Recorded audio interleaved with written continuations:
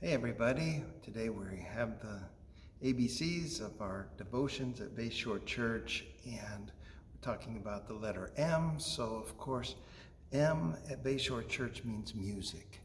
Our music program is just so excellent, and we have music in worship because there's always been music in worship. Even in biblical times, we know that psalms were sung and the congregation engaged in singing and prayers and this kind of musical representation in worship. And so it's been part of the church forever. And music is one of the great ways where it connects with the soul, with what is deepest in us, that our faith isn't just about a head trip about what we believe, but it's also about connecting on a deeper level, that kind of sublime stuff that only music can help us get to. And it evokes that which is deepest in us and helps us connect.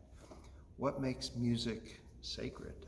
Is one string of notes or melodies or harmonies any more holy than another? Well, no. It all can be sacred. What it depends on, really, I think, is what you bring to it, the context that you provide for it, what it means to you, and how you connect with it. Any music can be sacred, from Bach to Billie Holiday to Bruce Springsteen, to paraphrase Mr. Holland in Mr. Holland's opus. The music has this way of making us feel something, of connecting us, and when we sing it together, there's something collective that happens too. It's not entertainment.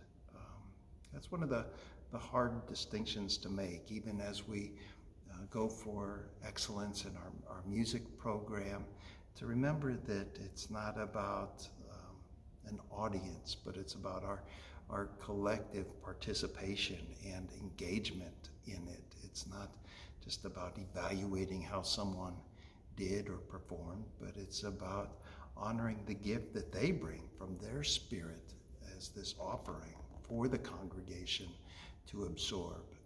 We work really hard in our church to make sure that the music and the message fit together, that Julie Ramsey, our music director, and we work together, and she knows what I'm going to be talking about, the themes, well in advance, so she can get music and things that resonate with that theme for the day, so that we can have a coherent attitude in worship. I remember a long time ago, I was a camp counselor, and while I was counseling camp, there was this kid named Marty, and Marty had suffered head trauma when he was very young, but he still went to camp, and he was still a great part of the group, and we loved Marty. Everybody loved Marty. And the one thing about Marty is he wanted to sing with the other kids in the little choir that they were forming.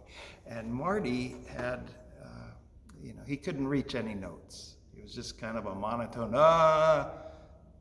and it was hard because, we had all of these really great all-state singers who were in this little ensemble group, and Marty wanted to be part of it. And so the question was, how do you include Marty and still make it so that the other kids could enjoy their experience? And I watched with the choir director for this summer camp to see how he would deal with it. And I was delighted and surprised. At the closing campfire evening, the director said, "Marty, would you like to direct?"